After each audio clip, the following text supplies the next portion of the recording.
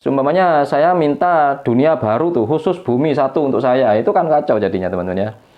Jangankan itu, hal-hal yang mustahil, kita sebagai seorang hamba meminta hal-hal yang mustahil, itu ulama. Assalamualaikum warahmatullahi wabarakatuh. Salam ukhuwah Islamiyah, salam ukhuwah watoniyah, dan salam ukhuwah insaniyah. Selamat datang kembali di Mr. Kut Channel. Seperti biasa kita akan ngobrolin yang aneh-aneh, yang menyimpang-menyimpang, yang nggak wajar dari beranda-beranda yang lewat di permukaan handphone saya, di permukaan layar saya, dari kalangan yang berbeda mazhab dengan kita atau yang berbeda manhaj dengan kita, teman-teman ya. Oke, seperti biasa kita ngobrol dengan cara sersan, serius tapi santai. Jangan lupa diaduk kopinya yang kental biar nggak senewang, teman-teman ya. Ustadz Rifki Ja'far Tholib ini sebenarnya ustadz yang cukup energik, humoris orangnya, lalu membawakan dakwah itu dengan fresh dan gayanya original. Belum ada kayaknya di kalangan Muhammadiyah ya, kayaknya beliau Muhammadiyah kayaknya sih. Saya respect kepada beliau. Untuk keseluruhan saya respect kepada beliau. Kita beda firqah, kita beda manhaj, nggak masalah. Kita tetap saudara, seiman, seislam. Dan saya sering juga terhibur dengan tingkah laku beliau ini, karena ada agak sedikit lucu, teman-teman ya. Kocak lah orangnya humoris lah ya.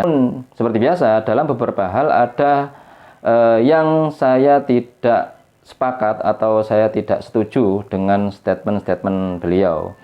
Salah satunya dalam hal di video ini, teman-teman. Bahkan para ulama itu bilang apa?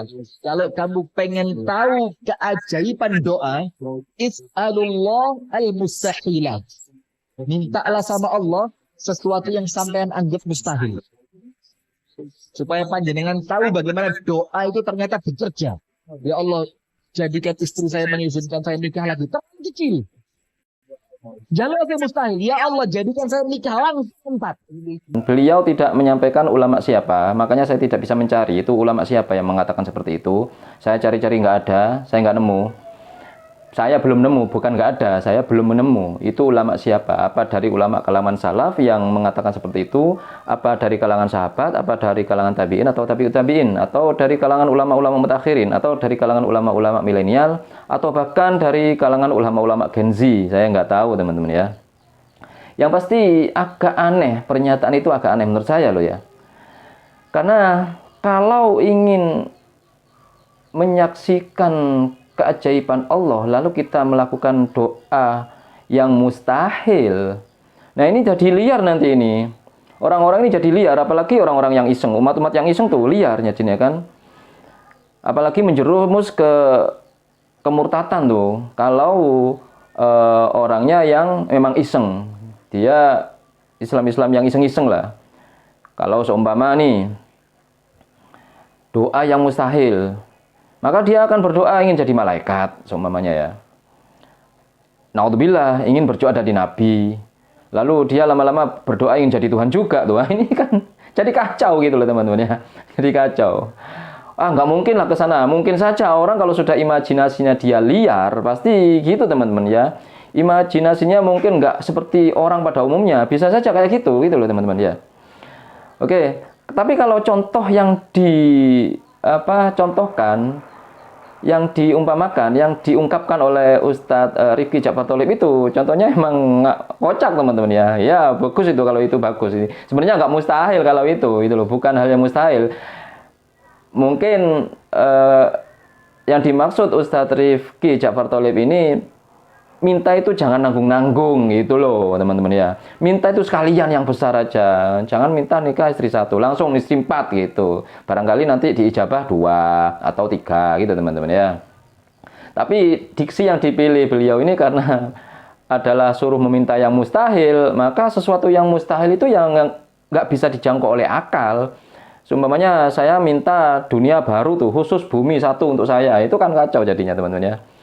Jangankan itu, hal-hal yang mustahil, kita sebagai seorang hamba meminta hal-hal yang mustahil, itu ulama sudah memberi koridor sebenarnya tuh teman-teman ya. Oke, biar saya nggak asal bacot, kita cek aja fatwa-fatwa dari para ulama tentang adab-adab seseorang itu ketika berdoa teman-teman ya.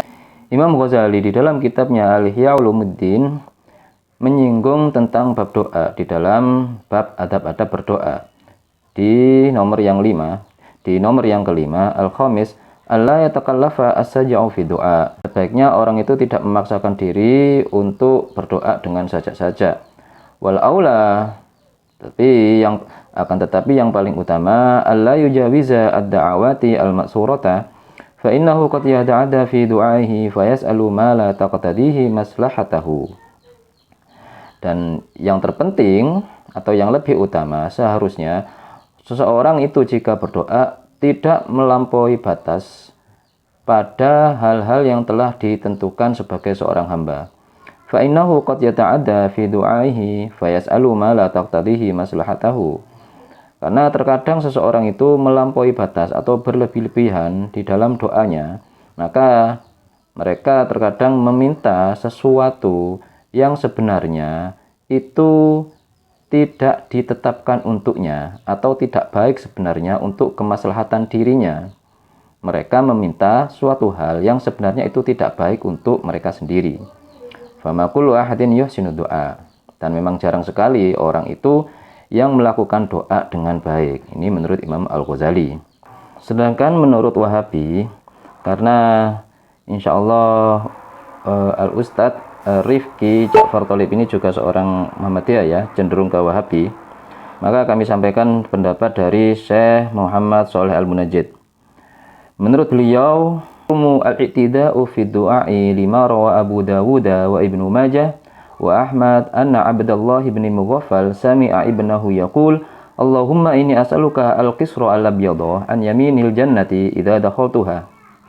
Faqala ay bunayya salillaha al-jannata wa ta'udzu bihi minan nari fa inni sami'tu Rasulullah sallallahu alaihi wasallam yaqul innahu sayakunu fi hadhil ummati qaumun ya'tadduna fit tuhuri wad du'ai.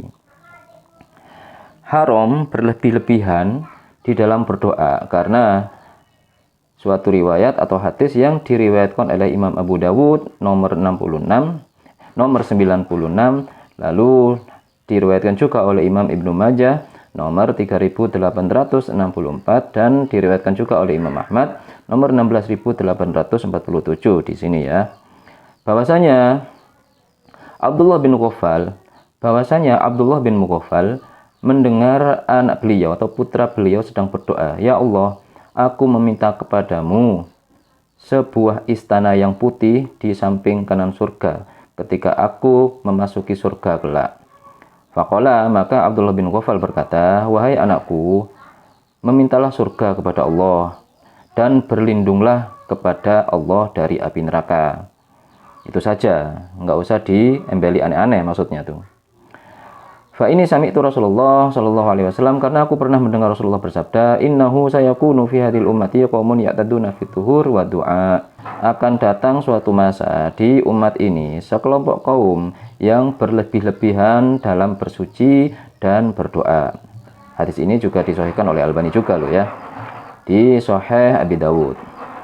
Nah, gambaran berlebih-lebihan dalam doa itu seperti apa? Wa min suwaril i'tida' fi du'a su'alullah al-mustahila 'adatan qatayr fil hawa aw ruju' ila shaba li'annahu idza kana mustahilan 'adatan fi haqqihi kana su'aluhu su'a adabin ma'allahi.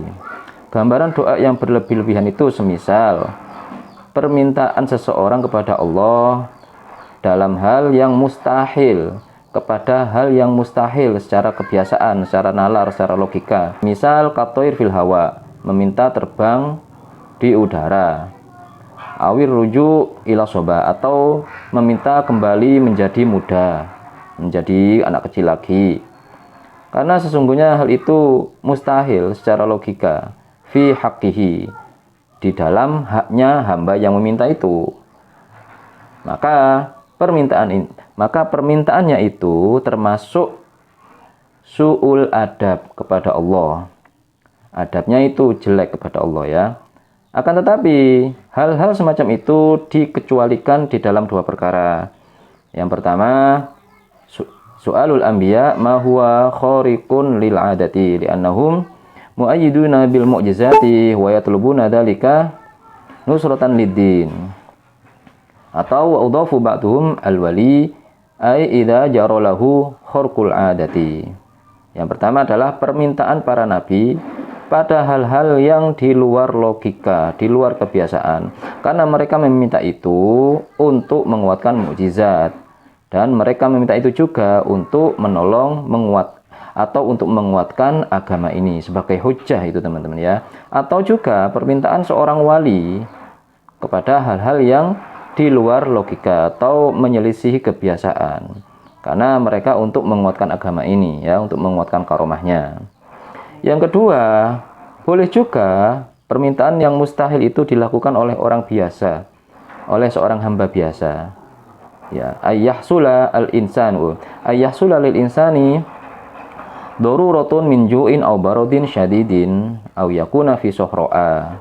Gambarannya, permintaan seorang hamba atau manusia biasa ketika dia darurat karena sangatnya lapar atau sangat kedinginan ya, ketika dia berada di padang pasir seumpama, tidak ada orang sama sekali, dia tidak ada air, kelaparan, kedinginan, dia meminta hal itu kepada Allah, walaupun mustahil mau minta ke siapa lagi? Hanya Allah satu-satunya harapan. Maka dia boleh meminta hal-hal yang mustahil, seumpama minta makanan langsung dari Allah, apapun itu, yang penting dia bisa terselamatkan nyawanya. Seperti itu teman-teman ya gambarannya. Jadi kalau yang seperti itu nggak apa-apa. Oke, itu saja dari kami, semoga bermanfaat, semoga bisa sedikit mencerahkan otak yang sedang agak buram teman-teman ya.